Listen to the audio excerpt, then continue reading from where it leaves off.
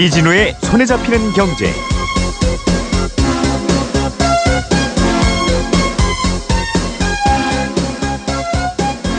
안녕하십니까, 이진우입니다. 손에 잡히는 경제가 뽑은 오늘의 숫자는 7년입니다.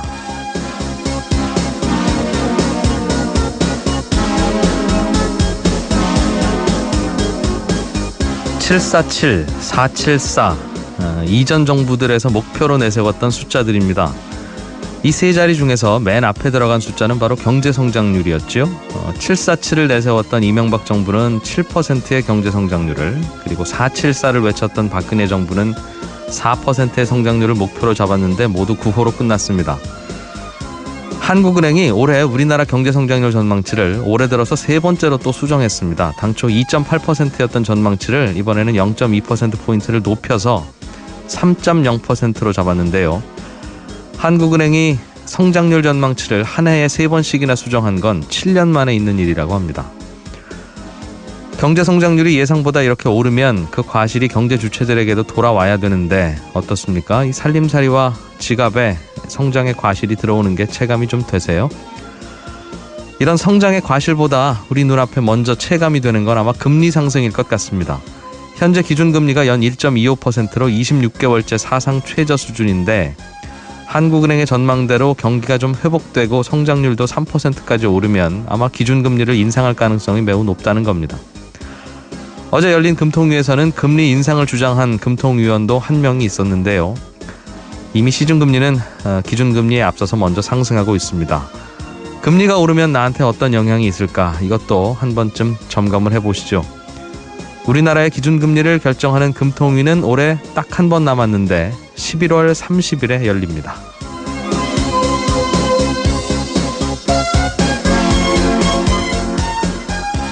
네, 10월 20일 손에 잡히는 경제입니다. 민자도로의 통행료 구조를 재구조화해서 이걸 좀 낮춰보자는 의견이 있어서요. 오늘은 이 얘기 좀 들어보겠습니다. 한 청취자께서 다주택자들을 의무적으로 임대사업자 등록을 강제하고 세금도 더 거두면 다 좋을 것 같은데 왜 그렇게 안 하는 겁니까? 이런 질문 주셨어요. 친절한 경제에서 이유를 풀어드리겠습니다. 광고 듣고 오늘 순서 시작하겠습니다.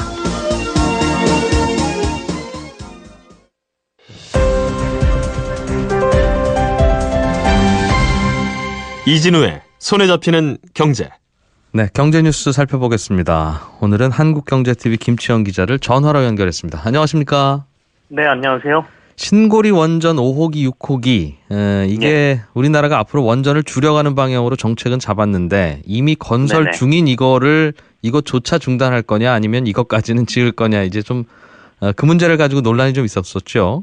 네, 그렇습니다. 그래서 이걸 정부가 결정하지 않고 시민들이 모여서 공론화위원회라고 하는 걸 조직해서 거기서 결정하기로 했는데 이게 뭐 예상과는 좀 달라졌다고 해야 되나요? 건설을 계속 합시다, 이거는 그냥 짓던 건 지읍시다라는 쪽이 조금 더 많은 걸로 결과가 나왔네요. 예, 10시에 이제 공식 발표가 있었고요. 예. 말씀하신 것처럼 이 공론화위원회가 시민 한 500명들하고 같이 1박 2일 숙박도 하고요. 토론도 하고, 그리고 그 전에 이제 더 많은 인원들의 여론조사도 하고, 나중에 그 400명을 대상으로 해서 몇 차례 이제 그 여론조사를 또 했거든요. 네. 그래서 이제 최종 결과를 발표를 했는데, 결론은 말씀하신 것처럼 5, 6호기에 대한 건설은 재개하자라는 방향에 더 높게 나왔습니다. 예. 건설 재개가 59.5%가 이제 건설 재개를 선택을 했고요. 중단이 40.5%가 나왔으니까 이 범위의 차가 19%포인트 정도가 납니다. 6대4 정도로 짓던 건 지읍시다라는 의견이 많았다는 건데. 네, 그렇습니다. 그러면 어떻게 되는 겁니까? 이 의견 따라서 계속 짓는 거예요? 아니면 이 의견은 참고만 하는 겁니까? 정부에서 이 공론화위원회에서 내놓는 최종 공고안을 따르겠다라고 얘기를 한 상태거든요. 예. 그래서 이제 5호기, 6호기 같은 경우에는 지금 공정률이 한 29.5% 정도가 진행된 상태입니다. 그러다 보니까 이거는 그냥 짓는 게 낫다라는 평가를 내린 것 같아요. 지금 이미 투입된 금액도 1조 6천억 원이나 투입이 돼 있거든요. 예. 그래서 이제 시민참여단들이 이미 짓고 있는 것들은 끝까지 짓는 게 훨씬 더 유리하고 우리한테 도움이 된다라고 판단을 한 것 같습니다. 그래서 정부에서 5, 6호기는 한 30% 정도 지원하는데 일단 이걸 어떻게 할지는 잠시 가동을 3개월 동안 중단하고 이런 논의를 좀 거쳐보자라는 거였거든요. 그래서 네. 재개 쪽으로 갈 가능성이 높고 아마도 그렇게 정부도 결정을 할 겁니다. 예. 근데 이제 이번 공론화위원회에서 이것 말고도 몇 가지를 더 결정을 했거든요. 그러니까 이제 정부의 의견을 내는 게 있습니다. 그래서 앞으로 그렇다면 원전은 어떻게 할 것이냐, 원전 개발은 발전 축소로 갈 것이냐, 아니면 확대로 갈 것이냐, 뭐 현재 상태를 유지하는 쪽으로 갈 것이냐, 이와 관련된 의견도 좀 모았습니다. 예. 그래서 이 내용을 보면 앞으로 원자력 발전을 축소, 그러니까 발전 축소 쪽으로 가자는 의견이 53.2%로 가장 높게 나왔고요. 지금 현재 상태를 유지하자가 35.5%, 네. 확대는 9.7%로 비교적 매우 낮았습니다. 그래서 이것도 이제 이 의견도 정부에 전달하게 되거든요. 예. 문재인 정부의 이제 탈원전 정책과는 맥을 같이 하는 것이어서 5, 6호기는 뭐 건설을 재개를 하되 앞으로 원전 전체적인 방향은 점차 축소 쪽으로 갈 가능성이 높아졌다. 정부가 이 정책에 조금 더 힘을 받을 가능성이 높아졌다 이렇게 보이고요. 예. 그래서 아마도 이런 의견들을 최종 종합해서 이제 정부의 공론화위원회가 전달을 하게 될 테고 정부도 이걸 바탕으로 앞으로 탈원전 정책이라든지 이런 데 좀 더 힘을 낼 것으로 보입니다. 그러게요. 이게 탈원전이라고 하는 게 쉽게 얘기하면 원자력 발전소 이제 그만 짓고 안 짓고 없애는 거 아니겠습니까? 네, 그런데 그렇습니다. 이번 정부 5년 안에서 탈원전을 향해서 갈 수 있는 구체적인 액션이라고 하면 이거 짓던 거 안 짓는 거 말고는 네네. 별게 없을 가능성이 높은데 물론 방향성은 그렇게 잡았겠습니다만 실제로 원전에 대해서 반대하는 정부니까 이런 액션을 했구나라고 할 수 있는 게 이제는 별로 안 남지 않나요, 그러면? 사실상 그렇습니다. 그러니까 방향을 그렇게 잡고 정책을 짤 수는 있겠지만 네. 5년이라는 기간이 이런 발전소를 짓고 뭐 가동하는 데 있어서는 긴 기간이 아니거든요. 그러니까 예. 준비하는 기간에 끝나는 기간이기 때문에 사실상 이번 정부에서 다음 정부로 바뀌었는데 다음 정부가 그간 나왔던 것에 대한 정책에 반대 입장을 가지고 있다라고 하면 또 또 다른 바뀌겠겠죠. 혼란이 조금 있을 수 예. 있죠. 다만 이제 이번 정부에서 그래서 이런 그 공론화위원회라는 것도 만들고 처음에 2만 명이 넘는 사람들에게 여론조사를 하고 막 이랬던 것도 네. 사실들은 어떤 국민들의 의견들을 공론화하고 한 방향으로 좀 모아보겠다는 의지가 있었던 것이거든요. 근데 이제 뭐 말씀하신 것은 분명히 다음 정권이 어떻게 되느냐에 따라서 정책 변화의 가능성은 변수로 남아 있다고 봐야 될 것 같습니다. 예. 한국은행이 그동안 시중금리는 오르고 있음에도 불구하고 기준금리는 계속 낮게 유지했는데 네. 올해 연내에 기준금리 올릴 가능성이 꽤 있다는 시사를 했습니까? 예, 어제 이제 금융통화위원회가 있었고요. 기준금리는 현 수준이 1.25%로 동결을 했습니다. 예. 이건 뭐 시장에서 예상을 했던 바고요. 근데 이제 보통 금융통화위원회가 끝나면 그 한국은행장이 나와서 기자들하고 몇 마디 얘기를 나눕니다. 예. 여기서 이제 나오는 발언들에 따라서 향후에 금리 정책을 어떻게 가져갈 것이냐 이걸 판단들을 많이 하거든요. 네. 근데 어제 이제 그 끝나고 난 다음에 사실상 다음번에는 금리를 좀 올릴 가능성이 있다라는 얘기를 좀 했어요. 그러니까 금리를 올리겠다라는 얘기를 하지는 않았는데 주변 환경이 이제는 어느 정도 경기가 회복되고 있는 쪽으로 좀 보이고 경기 여건이 금융 완화 정도를 줄여나갈 정도로 성숙했다 이렇게 얘기를 했거든요. 네. 그 얘기는 결국에는 이제 금융 완화라는 것은 돈을 푸는 정책이기 때문에 이걸 줄여나간다는 얘기는 금리를 올려서 돈을 다시 흡수하겠다는 얘기로 이해가 되거든요. 그래서 다음 달이나 그 다음 달쯤에 이게 금리를 올릴 가능성이 높아졌구나 이렇게 시장에서 해석을 지금 내리고 있고요. 예. 더군다나 금통위원이 저희가 7명인데 우리나라가 보통은 그간 그 금리 동결을 할 때 만장일치로 계속 동결을 해왔거든요. 예. 이게 한 6년 동안 이 금리 동결할 때 만장일치가 계속 나왔었어요. 그랬는데 이번에 소수 의견 1명, 그러니까 이일영 금통위원이 0.25% 인상안을 이번에 주장했던 것으로 알려져서 아마도 다음번에는 좀 인상이 나오지 않을까 이런 예상이 좀 강합니다. 다음번이라면 11월 말에 한번 금통위가 있는데 이때 올리지 않으면 연내는 아닌 것인데 뭐 내년 1월에 하든 그거야 뭐 큰 차이야 없겠죠. 아무튼 한국은행도 기준금리를 올려가는 쪽으로 방향을 잡는 분위기다 이 말이네요. 네, 그렇습니다. 아무래도 미국이 지금 12월 달에 올리겠다는 의지를 강력하게 얘기를 하고 있거든요. 미국이 만약에 우리가 11월에 안 올리고 미국이 올려버리면 네. 이게 흔히 말하는 금리 역전이 일어납니다. 미국의 금리가 더 높아지는 상황이 나타나거든요. 그렇게 되면 글로벌 자금들은 보통 높은 금리를 주는 쪽으로 이동한다가 경제학 이론의 뭐 기본이기 때문에 네. 물론 그렇게 안 될 수도 있지만 차이가 얼마 안 나기 때문에 금리 역전 현상이 일어나면 우리나라에 들어와 있는 외국 자본이 미국으로 돌아가거나 다른 쪽으로 이동할 가능성이 높다라는 우려감도 있어요. 그래서 아무래도 한국은행이 미국보다는 선제적으로 11월 달에 올리지 않을까라는 의견이 좀 강한 편이죠. 예. 삼성물산과 제일모직의 합병. 네. 이때 국민연금도 동원이 돼서 삼성 그 대주주의 편을 들어줬다고 해서 계속 논란이 됐었고 네네. 지난 정권에 또 여러 가지 논란거리 중에 하나였는데 법원에서는 삼성물산과 제일모직의 합병이 주주한테 피해를 줬다고 단정할 수는 없다는 판결을 내렸군요. 이게 지금 조금 헷갈리실 거예요. 얼마 전에 이재용 부회장과 관련된 이제 재판이 이거는 형사 재판이었거든요. 네. 거기에서는 약간 그 유죄 판결이 나왔습니다. 예. 근데 이번에 이거는 이제 민사 재판인데요. 일성신약이라는 회사가 당시에 삼성물산의 지분을 좀 가지고 있었고요. 이게 합병을 하면서 자신들에게 불리하게 합병이 됐다. 그래서 무효 소송을 지금 제기한 상태인데 네. 이와 관련된 1심 재판 결과가 나왔는데 법원이 삼성물산과 그 제일모직이 합병 과정에서 위법적인 요소가 없었다 이렇게 판단하면 사실상 기각을 했습니다. 이들의 주장을. 이들의 주장이 한 3가지 정도였는데요. 소송을 제기한 일성신약 측이 합병 목적이 경영 승계를 위한 것이었다. 네. 이걸 가지고 했기 때문에 합병이 뭐 불합리하다. 그다음에 합병 절차도 합병 비율 중에 문제가 있었고 거기 아까 말씀하신 것처럼 국민연금이라든지 이런 데들이 뭐 힘을 보탬으로써 결국에는 일어났다. 이게 이제 문제를 제기를 한 것이고요. 예. 그리고 또 이제 국민연금관리공단은 이렇게 판단함으로써 투자 손실을 이제 그 가입자들에게 줬다라는 것도 이들의 주장이었는데 민사에서는 이 합병이라는 게 말한 대로 경영 승계의 목적도 있지만 삼성이 주장한 게 그 당시에 유가도 많이 떨어지고 삼성물산이 하던 일도 잘 안 되고 있어서 제일모직이 잘 되는 사업부하고 합침으로써 회사를 다시 조금 더 정상화시키는 쪽에 목적도 있었다. 네. 이것도 일부 일리가 있다라고 받아들여졌고요.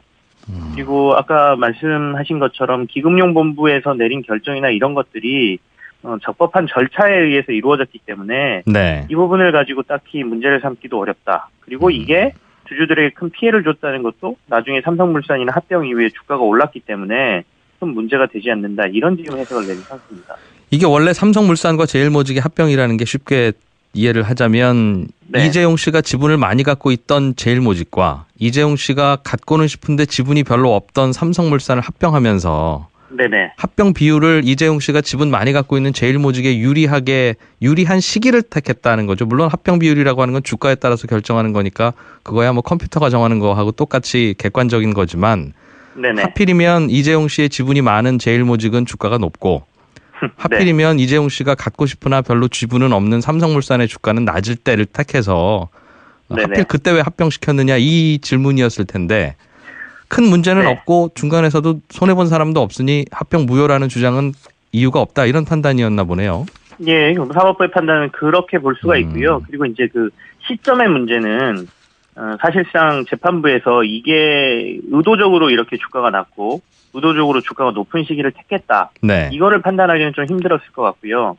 다만 이제 합병 비율 같은 것들은 이제 어느 정도 근거로 보거든요. 예. 재판부에서는 합병 비율이 자본시장법이나 이런 데에 맞춰서 잘 산정이 된 것으로 보인다. 그러니까 법을 어기지 않았다는 거예요. 그러니까 의심은 가지만 알겠습니다. 그리고 일부 피해도 예. 간 것 같긴 하지만 법적으로 봤을 때는 문제가 없어 보인다라는 판결을 내린 것이죠. 이게 참 그럼 골치가 좀 아프겠습니다.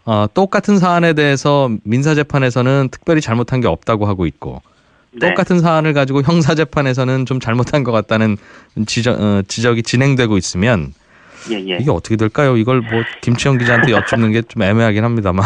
이게 사실 조금 헷갈리는 사안인데요. 예. 그나마 구분할 수 있는 게 저는 그렇게 보입니다. 그러니까 형사재판 같은 경우에는 말씀하신 것처럼 과정의 문제도 있지만 그러니까 어쨌든 이 합병하는 과정에서 이재용 삼성전자 부회장이 박근혜 전 대통령 측에 뇌물을 줬다라는 혐의가 더 큰 것 같아요. 예. 그러니까 뇌물을 준 혐의에 대해서의 문제를 더 크게 다루는 거고요. 그러니까 그쪽에 부탁을 해서 뭔가 불합리한 액션이 취해지면서 국민연금이라든지 이런 데가 동원되지 않았느냐 이걸 본 것이고요. 예. 지금 민사재판에서는 아까 말씀드린 것처럼 법 절차나 규정에 의해서 이게 잘 이루어졌느냐를 보는 것이거든요. 그래서 네. 이게 아무리 합당하게 이루어졌다 하더라도 그 과정에 뇌물이 전해졌다 그러면 형사재판에서는 유죄를 선고한 것이고요. 예.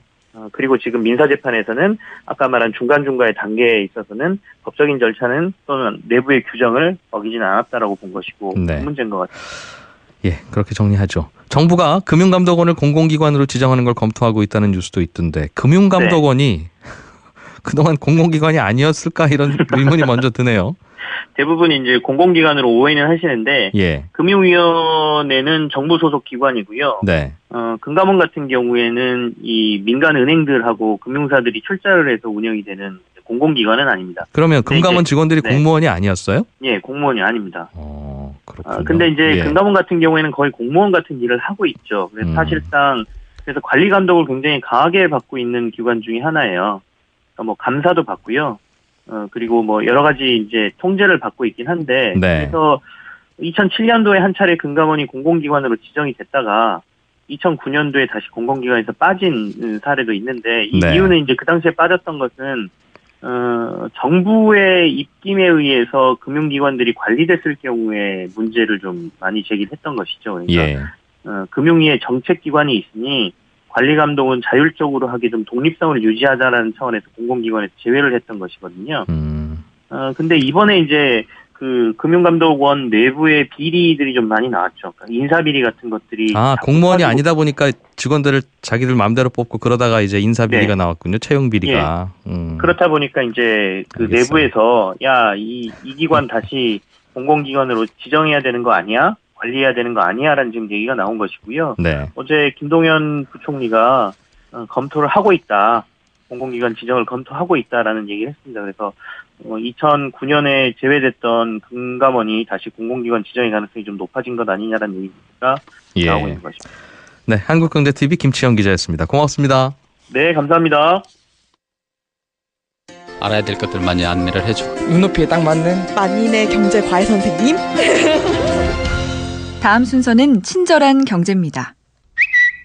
예, 오늘은 청취자 정종호 씨가 집을 여러 채 갖고 있는 다주택자들한테 의무적으로 임대사업자 등록을 다 하도록 하고 세금도 제대로 다 내도록 하면 좋을 것 같은데 왜 정부는 그런 걸 의무로 무조건 하라고 하지 않느냐, 그걸 의무화하면 무슨 문제가 있길래 그러느냐, 이런 질문을 주셨어요. 지금은 오피스텔이나 상가는 구입을 하면 의무적으로 임대사업자 등록을 해야 되는데 주택의 경우는 뭐 해도 되고 안 해도 되는, 그러다 보니까 웬만하면 안 하는 그런 상황입니다. 임대사업자로 신고를 하면 뭐 여러 가지 혜택도 있긴 합니다만 일단은 월세에 대해서 세금을 내야 되는 게 한 가지 임대사업자 입장에서는 고민이 되는 거고, 회사 다니는 자녀나 배우자의 피부양자로 그동안 등록돼 있던 분들은 임대사업자가 되는 순간 건강보험료를 이제 따로 내야 되는, 안 내던 분이 임대소득이 생겼다는 이유로 내야 되는 그 문제가 오니까 더 꺼리게 되는 거죠. 하지만 뭐 그거야 그들의 사정이고 소득이 있으면 세금 내라고 하는데 뭐가 문제냐, 이제 이런 건데요. 그 이유는 굳이 생각을 해보자면 결론부터 말씀드리면 집이 2채 이상 있으신 분은 무조건 임대사업자로 등록하게 하고 세금도 다 걷자고 하면 뭐 내일 아침부터라도 못할 바는 아닌데 누가 집 몇 채 갖고 있는지 정부가 이미 다 전산으로 알고 있으니까요. 다만 그렇게 하면 이제 집을 한 채 더 사서 월세를 놓아볼까 하는 분들이 집 사기 전에 계산기를 두드려 보다가 이거 뭐 월세 받아봐야 세금 내고 건강보험료 더 내고 이러면 별로 남는 게 없겠구나, 그냥 은행에 넣어두고 혹은 뭐 펀드나 하자, 이런 식으로 마음을 바꿀 가능성이 생긴다는 겁니다. 다주택자가 집을 안 사게 되면 이제 집값도 당연히 안정이 되고 내려갈 거고 그 집을 집 없는 사람들이 사면 더 좋은 거 아니냐 싶기도 하지만 현실적으로는 다주택자들이 집을 추가로 안 사면 집값이 잘 안 오르겠죠. 그러면 주택시장 분위기가 냉각되고 그러면 무주택자들도 집을 잘 안 사고 다들 전세 월세로만 살려고 합니다. 집값이 내려갈 가능성이 있는데 무주택자라고 덜컥 집을 사겠어요? 그러다 보면 이제 별로 좋지도 않은 집에 월세가 막 오르게 되죠. 새로 주택은 잘 공급되지 않고 기존 집은 매년 낡아가는데 집 필요한 분들은 계속 늘면 뭐 월세가 오를 수밖에 없겠죠. 월세라고 하는 건 사실 그 집을 사용하는 요금이니까 사실은 매년 조금씩 낡아가는 집이니까 월세는 매년 조금씩 내려가야 정상인데 우리 현실을 보면 안 그렇잖아요. 그러니까 새 집의 공급이 원활하지 않으면 이상하게 낡은 집의 월세가 자꾸 올라가는 그런 부작용이 생깁니다. 그래서 정부도 이게 다주택자가 예뻐서 보호해 주느라고 그들한테 화끈하게 임대소득세 못 걷는 게 아니라 현실적으로는 월세집, 전세집을 그들이 공급하고 있는데 그들이 월세, 전세 놓는데 흥미를 잃으면 그 피해를 돌고 돌아서 집 없는 분들이 받기 때문에 이제 고민이 되는 겁니다. 사실은 제도를 좀 바꾸려면 돈이 좀 있는 분은 그 돈이 은행에 있건 아니면 그 돈으로 집을 사서 임대를 놓고 있건 건강보험료는 자녀나 배우자에 얹혀서 면제하도록 하지 말고 다 따로 내도록 그렇게 그 제도부터 좀 바꿔야 될 것 같습니다. 지금은 똑같이 예를 들어서 5억 원의 현금이 있는 분이 그 돈을 은행에 넣어놓고 이자 받아 먹고 있으면 죄송합니다. 표현이 이상하네요. 이자를 받아서 생활하고 있으면 건강보험료를 따로 안 내는데 그 5억 원으로 집을 사서 월세를 놓으면 갑자기 건강보험료를 매달 수십만 원씩 더 내야 되는 이상한 상황이 되니까 둘 중에 하나는 잘못된 거죠. 양쪽 다 건강보험료를 다 내도록 하든가. 은행에서 이자 받는 건 불로소득이 아니고 집 사서 월세 놓는 건 불로소득이고 이런 건 아니지 않겠어요? 이런 고민을 먼저 좀 해볼 필요가 있을 것 같습니다. 친절한 경제였습니다. 손에 잡히는 경제.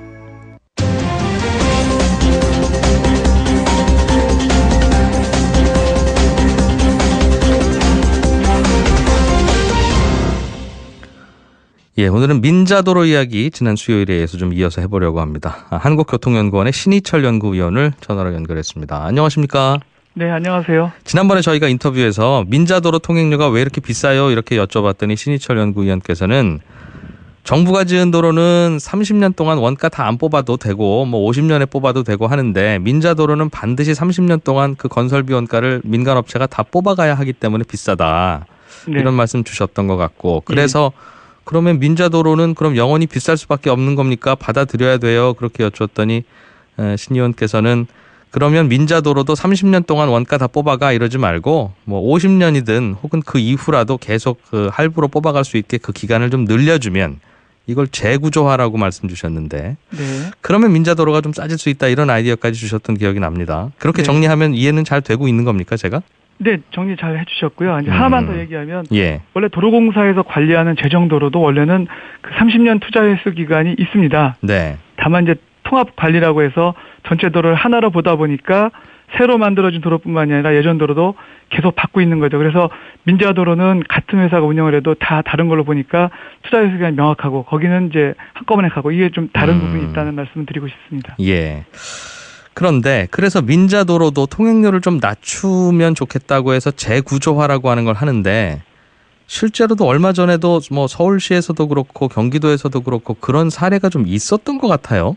네네. 예를 들면 어떤 거였습니까 그게? 사례를 말씀하시는 건가요? 네네.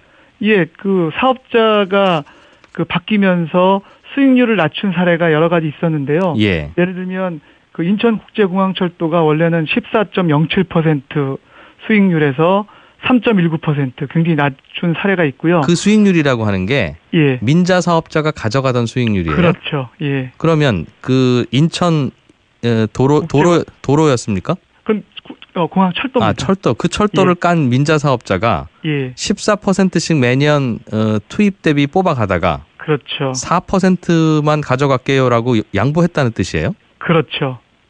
그러니까 그 소식을 들으면서 저는 궁금했던 게 우리 입장에서야 고맙긴 하나 민자 사업자도 이른바 사업가인데 14%씩 가져가던 걸 갑자기 4%로 바꾸라고 하면 네 그러겠습니다. 어떻게 그게 됐어요? 당연히 쉽지 않죠.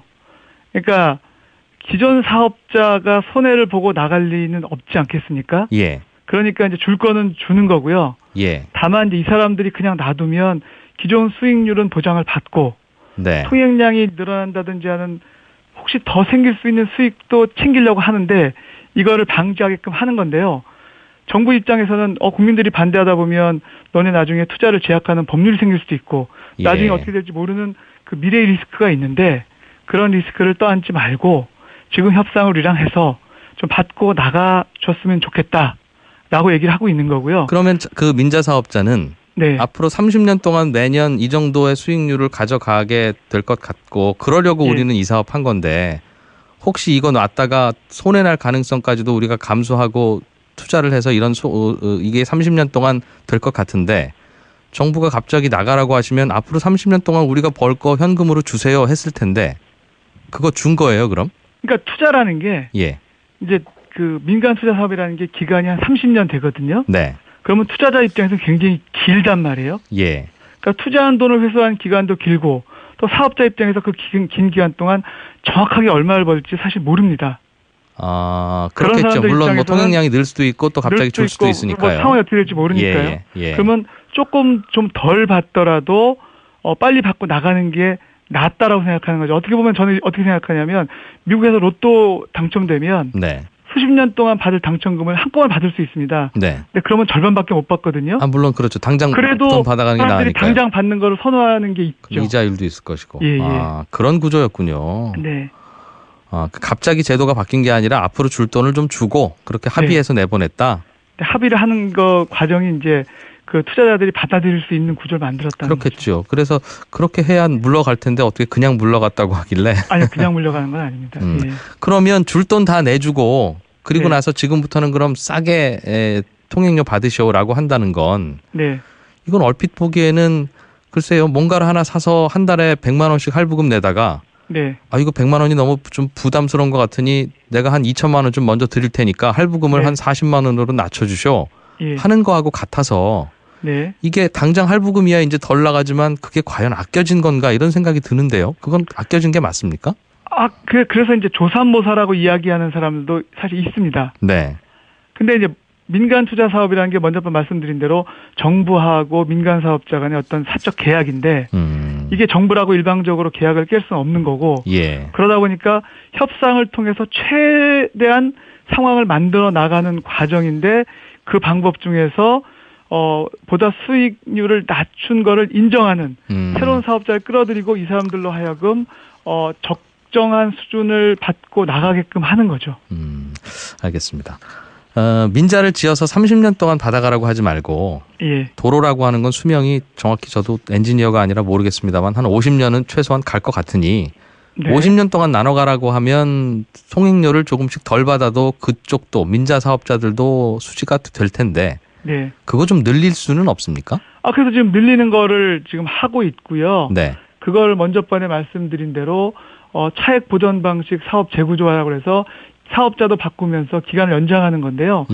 기간만 연장하면 기존에 있던 사람들에게 특혜를 준다라고 이야기할 수 있기 때문에 사업자도 바꾸면서 그래야겠죠. 기간 연장하는 걸 동시에 하고 있는 거죠.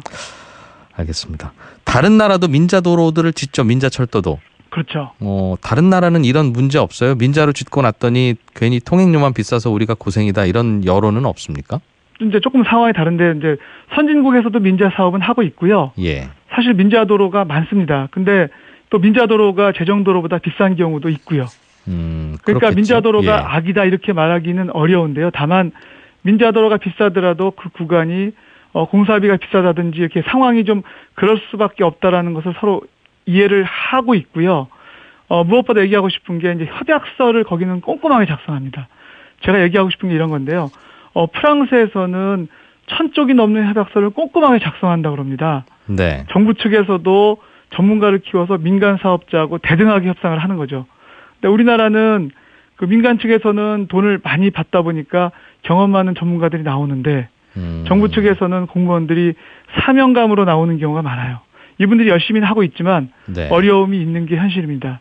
제 생각에는 우리나라도 공무원이 전문성을 갖도록 하거나 정부에서 전문가를 좀 채용해서 정부에서 잘하는 게 좀 필요하다고 생각이 듭니다. 그럼 민자 사업자하고 정부가 계약할 때 당연히 정부와 민자 사업자가 계약하겠죠. 저기에 저 도로나 철도 지어주시고 통행료 받아가세요 이런 계약을. 그런 계약을 할 때 중간중간 독소 조항이 많은데도 불구하고 정부가 전문가가 아니라서 놓치는 경우가 많았다고 보세요?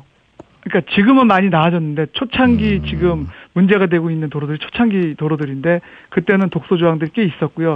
지금도 많이 줄긴 했는데 저는 여전히 좀 미흡한 부분이 있지 않나라는 생각을 합니다.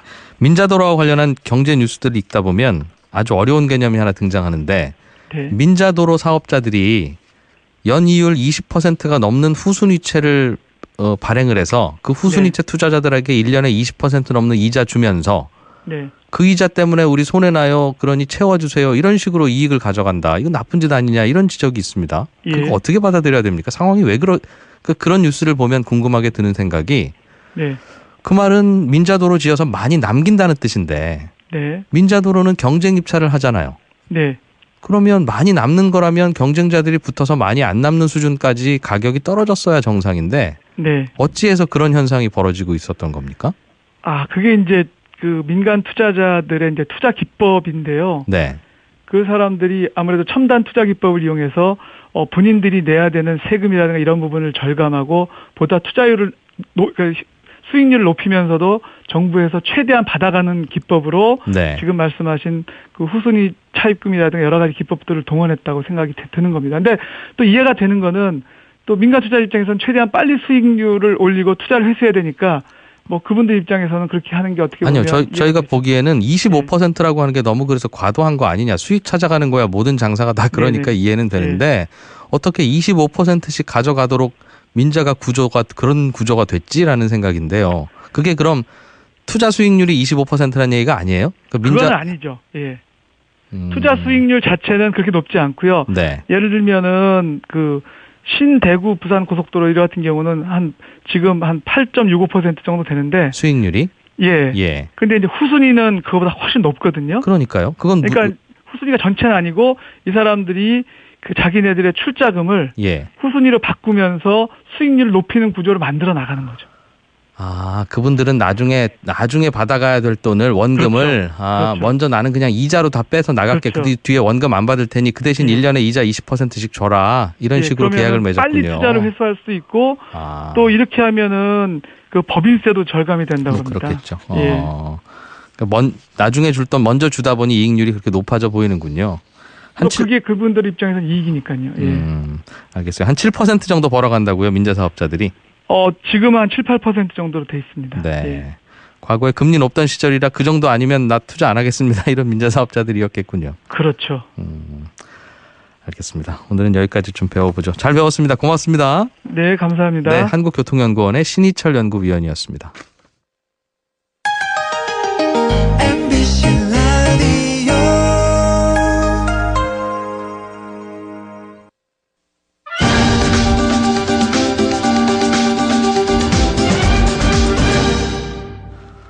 네, 경제 분야의 옛날 이야기 들어보는 시간입니다. 박연미 경제 칼럼니스트, 경제 타임머신 나오셨습니다. 어서 오십시오. 네, 안녕하세요. 오늘은 수출과 관련한 옛날 이야기네요. 네, 우리가 소규모 개방경제다 이런 얘기 많이 하는데 수출로 먹고 사는 나라 맞습니다. 한 절반 정도 GDP가 이 수출이 차지하는데 오늘은 이 수출 얘기 한번 해볼게요. 수출이라고 하면 사실은 우리나라가 갖고 있는 몇 가지 자랑 중에 하나죠. 그렇죠. 우리나라 수출 뭐하니 하면 우리나라는 반도체, 휴대폰, 자동차, 그렇죠. 뭔가 만화 이런 자랑을 하는데 그런 거부터 딱 떠오르는데 사실 우리가 이렇게 근사한 거 팔기 시작한 지가 얼마 안 됐어요. 지금이야 삼성전자가 분기에 62조 원 매출을 한다 이런 세상인데 60, 70년대까지만 해도 우리의 주요 수출 품목 중 하나가 소변이었다는 사실 알고 계세요? 소변이라면 그 화장실에서 모을 수 있는 그걸 수출했다고요? 네. 이게 이렇다 할 생산시설도 없고 원료도 부족했던 우리에게 아주 요긴한 수출품이었는데요. 실제로 1966년 9월 3일자 경향신문을 보면 당시에 연재되던 코너가 있어요. 이것도 팔리고 있다. 이 코너에 작은 소제목이 외화벌이 꼬마 천병들인데 이 중 하나로 애완용 다람쥐, 식용 개구리뿐 아니라 사람 소변이 수출길에 올랐다는 내용이 있습니다. 그래서 당시에 공중 화장실에 가보면요. 특히 남자 화장실에 그 한 방울이라도 통 속에 이런 표어가 내걸려 있었어요.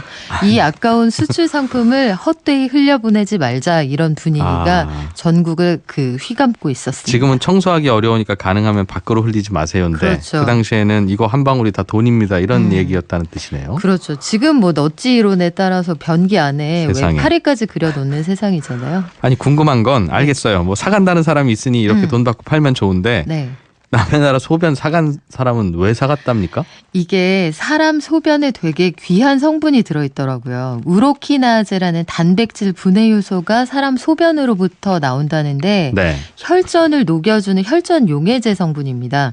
뇌졸중 치료제의 주성분이 되는데요. 사람 소변에서 얻거나 아니면 세포 배양을 통해서 얻어야 하는데 인류가 1947년에 소변에서 이걸 얻어낼 수 있다는 걸 발견을 한 거예요. 뭐 의학 기술의 발전사를 고려하면 당시로서 세포 배양은 쉽지 않았을 거고 네. 간단하게 화학 처리를 해서 얻을 수 있는 이 소변이 아주 귀했을 테니까요. 6, 70년대는 이게 정말 없어서 못 파는 수출 품목이었다고 합니다. 또 왜 우리나라였느냐? 상대적으로 성인병이나 비뇨기 질환이 적었고요. 젊은 사람 많을 때였으니까. 그렇죠. 그리고 우리가 막 고기 이런 거 막 못 먹던 때였잖아요. 그리고 양변기 보급률이 낮아서 소변을 모으기가 아주 쉬운 나라였던 거예요. 그래서 그 우리 국민들의 소변이 아주 귀하게 팔렸습니다. 지금은 사실 소변 모으려면 어디 한 곳에 모아놔야 되니까 왜 깨끗한 화장실에 필요하죠. 그런 거 갖다 놓느냐 반응이 안 좋을 텐데. 뭐 게시판에 난리가 날 거예요. 그 당시만 해도 네. 수세식 화장실이 많지 않았으니. 그렇죠. 뭐 여기 부으나 저기 부으나. 아 사실 저도 궁금했어요. 얼마 사갔대요? 예를 들면 한 통에 얼마쯤 주고 팔았답니까? 그래서 이거를 예. 주로 일본 제약사들이 사갔는데요. 예. 소변 수출량이 만만치 않았습니다. 우리가 73년에 소변을 팔아서 번 외화가 50만 달러. 이듬해에는 3배인 150만 달러에 달하는데요. 당시의 경제 상황을 고려하면 이 소변 가지고 올리는 매출이 만만치 않았죠. 그렇군요. 언제까지 그럼 이거 소변을 우리나라가 팔았습니까? 꽤 오랫동안 팔았어요. 60년대 중반부터 88 올림픽 전후까지 팔았으니까요. 한 20년? 그런데 88 올림픽을 계기로 해서 우리가 수세식 화장실이 공격적으로 그러다 보급이 보니 되거든요. 모으기가 쉽지 않나 보군요. 그래서 이제는 국내 수요도 되기가 어려워진 상황이 된 거예요. 해서 국내 제약사 일부가 중국 소변을 수입해서 썼는데 이 소변에도 품질이 있는 모양이죠. 이 중국산이 품질이 안 좋아서 수입선을 다변화하는 차원에서 북한에다가 평양에 합작 공장을 세웁니다. 우리나라 제약사 일부가? 네. 그래서 여기에서 품질 좋은 소변을 통해 약을 만들었다. 이런 전래 동화가 내려오고 있어요. 점심시간 다가오는데 자꾸 이 얘기해도 될라나 모르겠습니다. 네. 아, 그렇군요. 한때는 저희 우리나라에서 가발 만들어서 파는 게 주력 제품이었다는 얘기는 들은 바 있어요. 그렇죠. 유명한 효자 품목이었는데 정말 한 땀 한 땀 눈물로 이룬 역사였습니다. 60년대의 3대 수출품 중 하나였고요. 70년대에 들어서는 우리의 수출 총액 중에 12%가 가발 팔아서 만든 외화였습니다. 6, 70년대에 어떻게 우리가 가발 사업에 뛰어들었느냐 보면 당시에 코트라 직원들이 해외에 나가서 하는 주요 업무가 일본, 대만, 홍콩이 뭘 수출하는지 봤다가 카피가 가능하겠다 싶으면 이걸 사서 한국으로 보내는 거예요. 하면 유사품을 만들어서 이걸 가지고 다시 나가서 판로를 개척하는 거. 그러니까 상사 해외 주재원 역할을 했는데요.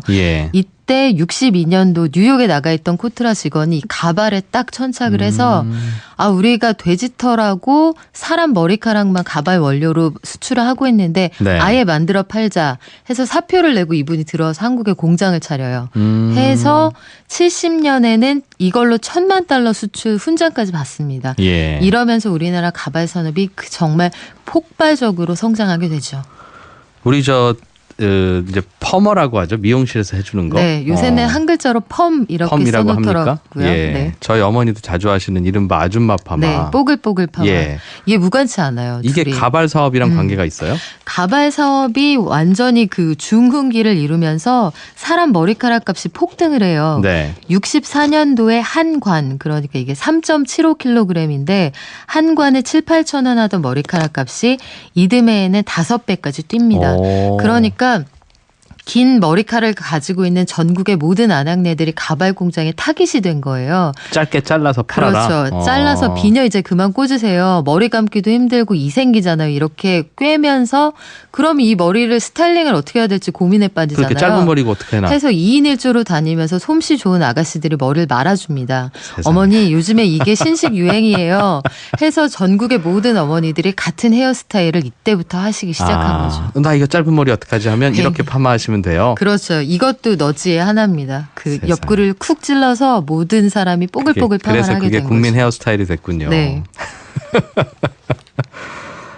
참 이 수출에 참 다양한 사연들이 숨어 있는데 다음 시간에 이어서 재밌게 좀 들을게요. 고맙습니다. 고맙습니다. 박연미 경제 칼럼니스트였습니다. 네, 손에 잡히는 경제 오늘 순서는 여기까지고요. 주말 잘 보내시고 저는 다음 주 월요일 오전 11시 10분에 또 인사드리겠습니다. 이진우였습니다. 함께해 주신 여러분 고맙습니다.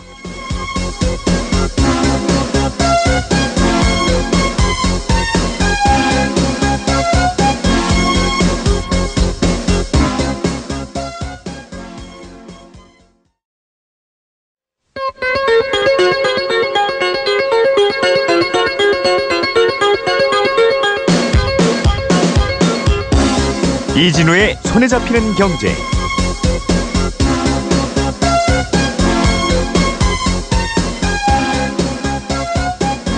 안녕하십니까, 이진우입니다. 손에 잡히는 경제가 뽑은 오늘의 숫자는 7년입니다.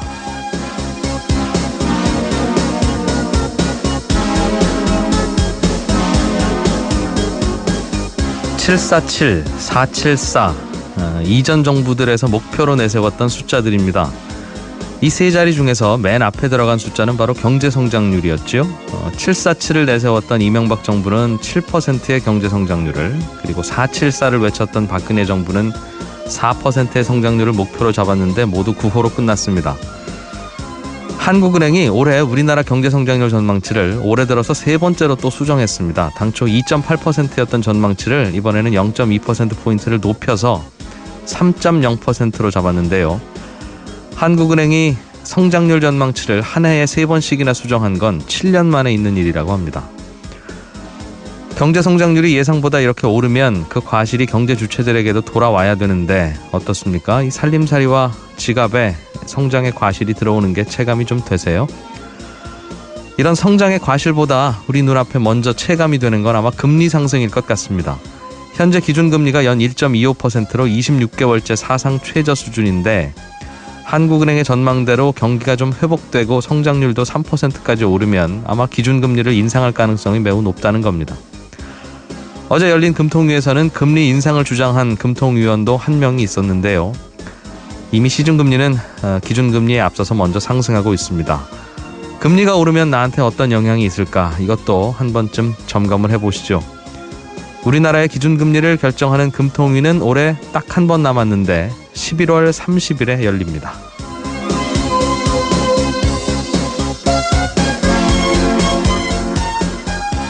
네, 10월 20일 손에 잡히는 경제입니다. 민자도로의 통행료 구조를 재구조화해서 이걸 좀 낮춰보자는 의견이 있어서요. 오늘은 이 얘기 좀 들어보겠습니다.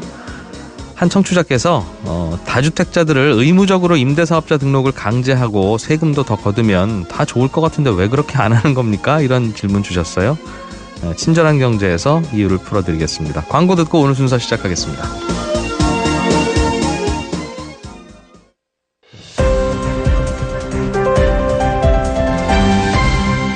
이진우의 손에 잡히는 경제.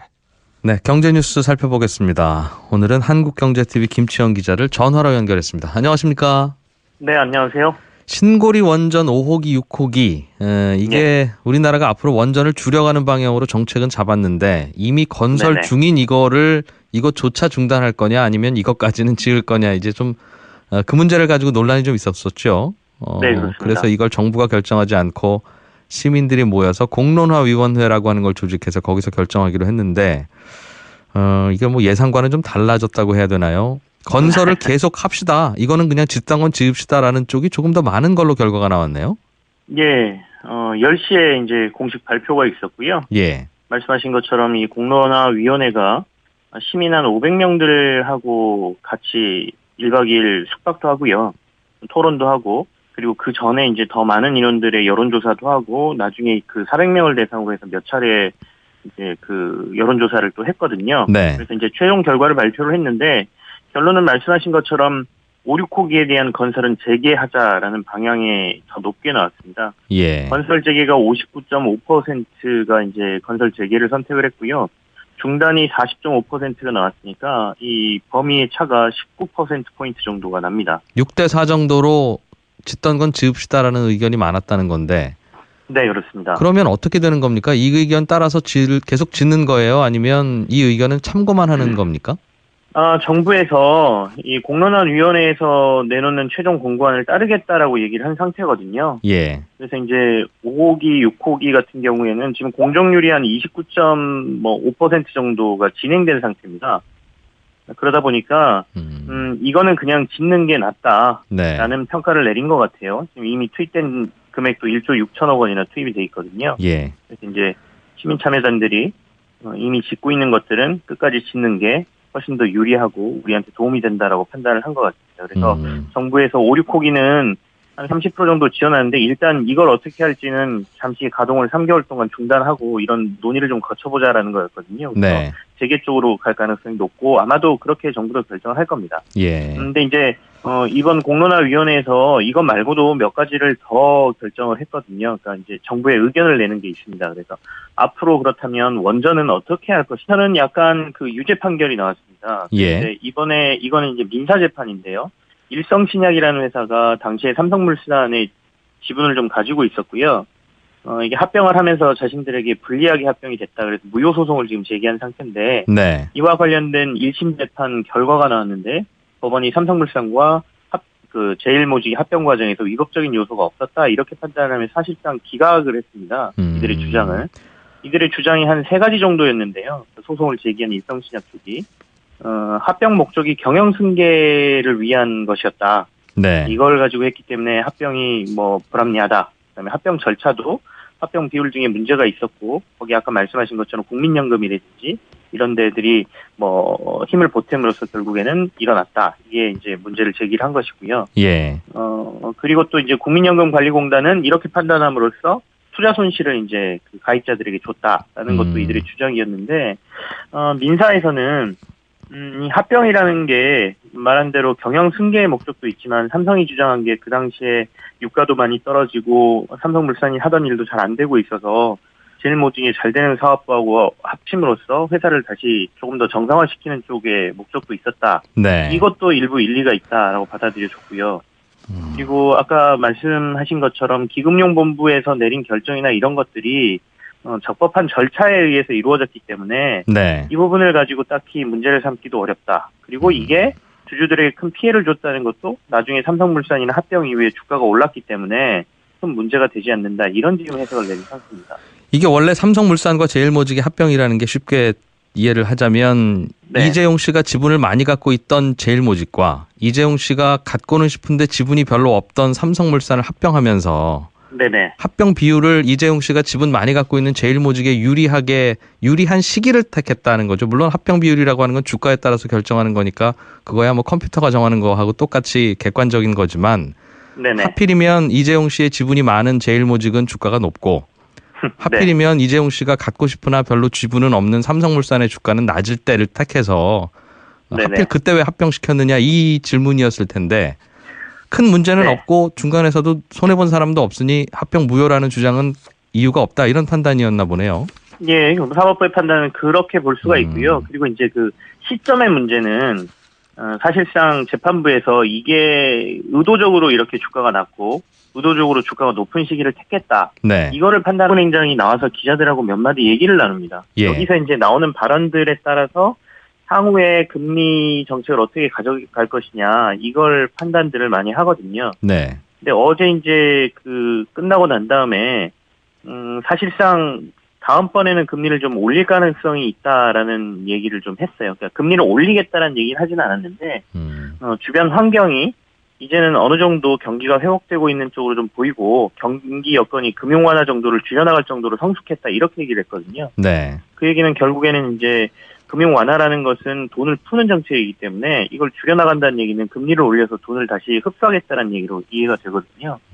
그래서 다음 달이나 그 다음 달쯤에 이게 금리를 올릴 가능성이 높아졌구나 이렇게 시장에서 해석을 좀 내리고 있고요. 예. 더군다나 금통위원이 저희가 7명인데 우리나라가 보통은 그간 금리 동결을 할 때 만장일치로 계속 동결을 해왔거든요. 예. 이게 한 6년 동안 이 금리 동결할 때 만장일치가 계속 나왔었어요. 그랬는데 이번에 소수 의견 1명, 그러니까 이일영 금통위원이 0.25% 인상안을 이번에 주장했던 것으로 알려져서 아마도 다음번에는 좀 인상이 나오지 않을까 이런 예상이 좀 강합니다. 다음번이라면 11월 말에 한번 금통위가 있는데 이때 올리지 않으면 연내는 아닌 것인데 내년 1월에 하든 그거야 큰 차이야 없겠죠. 아무튼 한국은행도 기준금리를 올려가는 쪽으로 방향을 잡는 분위기다 이 말이네요. 네, 그렇습니다. 아무래도 미국이 지금 12월 달에 올리겠다는 의지를 강력하게 얘기를 하고 있거든요. 미국이 만약에 우리가 11월에 안 올리고 미국이 올려버리면 이게 흔히 말하는 금리 역전이 일어납니다. 미국의 금리가 더 높아지는 상황이 나타나거든요. 그렇게 되면 글로벌 자금들은 보통 높은 금리를 주는 쪽으로 이동한다가 경제학 이론의 기본이기 때문에 물론 그렇게 안 될 수도 있지만 차이가 얼마 안 나기 때문에 금리 역전 현상이 일어나면 우리나라에 들어와 있는 외국 자본이 미국으로 돌아가거나 다른 쪽으로 이동할 가능성이 높다라는 우려감도 있어요. 그래서 아무래도 한국은행이 미국보다는 선제적으로 11월 달에 올리지 않을까라는 의견이 좀 강한 편이죠. 예. 삼성물산과 제일모직의 합병. 네. 이때 국민연금도 동원이 돼서 삼성 그 대주주의 편을 들어줬다고 해서 계속 논란이 됐었고 지난 정권에 또 여러 가지 논란거리 중에 하나였는데 법원에서는 삼성물산과 제일모직의 합병이 주주한테 피해를 줬다고 단정할 수는 없다는 판결을 내렸군요. 이게 지금 조금 헷갈리실 거예요. 얼마 전에 이재용 부회장과 관련된 이제 재판이 이거는 형사 재판이었거든요. 네. 거기에서 그냥 원전 개발은 발전 축소로 갈 것이냐 아니면 확대로 갈 것이냐 뭐 현재 상태를 유지하는 쪽으로 갈 것이냐 이와 관련된 의견도 좀 모았습니다. 예. 이 내용을 보면 앞으로 원자력 발전을 그러니까 발전 축소 쪽으로 가자는 의견이 53.2%로 가장 높게 나왔고요. 지금 현재 상태를 유지하자가 35.5%, 네. 확대는 9.7%로 비교적 매우 낮았습니다. 그래서 이것도 이제 이 의견도 정부에 전달하게 되거든요. 예. 문재인 정부의 이제 탈원전 정책과는 맥을 같이 하는 것이어서 5, 6호기는 뭐 건설을 재개를 하되 앞으로 원전 전체적인 방향은 점차 축소 쪽으로 갈 가능성이 높아졌다. 정부가 이 정책에 조금 더 힘을 받을 가능성이 높아졌다 이렇게 보이고요. 예. 그래서 아마도 이런 의견들을 최종 종합해서 이제 정부의 공론화위원회가 전달을 하게 될 테고 정부도 이걸 바탕으로 앞으로 탈원전 정책이라든지 이런 데 좀 더 힘을 낼 것으로 보입니다. 그러게요. 이게 탈원전이라고 하는 게 쉽게 얘기하면 원자력 발전소 이제 그만 짓고 안 짓고 없애는 거 아니겠습니까? 네, 그런데 그렇습니다. 이번 정부 5년 안에서 탈원전을 향해서 갈 수 있는 구체적인 액션이라고 하면 이거 짓던 거 안 짓는 거 말고는 네네. 별게 없을 가능성이 높은데 물론 방향성은 그렇게 잡았겠습니다만 실제로 원전에 대해서 반대하는 정부니까 이런 액션을 했구나라고 할 수 있는 게 이제는 별로 안 남지 않나요, 그러면? 사실상 그렇습니다. 그러니까 방향을 그렇게 잡고 정책을 짤 수는 있겠지만 네. 5년이라는 기간이 이런 발전소를 짓고 뭐 가동하는 데 있어서는 긴 기간이 아니거든요. 그러니까 예. 준비하는 기간에 끝나는 기간이기 때문에 사실상 이번 정부에서 다음 정부로 바뀌었는데 다음 정부가 그간 나왔던 것에 대한 정책의 반대 입장을 가지고 있다라고 하면 또 다른 바뀌겠겠죠. 혼란이 조금 있을 수 예. 있죠. 다만 이제 이번 정부에서 그래서 이런 그 공론화위원회라는 것도 만들고 처음에 2만 명이 넘는 사람들에게 여론조사를 하고 막 이랬던 것도 네. 사실들은 어떤 국민들의 의견들을 공론화하고 한 방향으로 좀 모아보겠다는 의지가 있었던 것이거든요. 근데 이제 뭐 말씀하신 것은 분명히 다음 정권이 어떻게 되느냐에 따라서 정책 변화의 가능성은 변수로 남아 있다고 봐야 될 것 같습니다. 예. 한국은행이 그동안 시중금리는 오르고 있음에도 불구하고 기준금리는 계속 낮게 유지했는데 네. 올해 연내에 기준금리 올릴 가능성이 꽤 있다는 시사를 했습니까? 예, 어제 이제 금융통화위원회가 있었고요. 기준금리는 현 수준 1.25%로 동결을 했습니다. 예. 이건 뭐 시장에서 예상을 했던 바고요. 근데 이제 보통 금융통화위원회가 끝나면 한국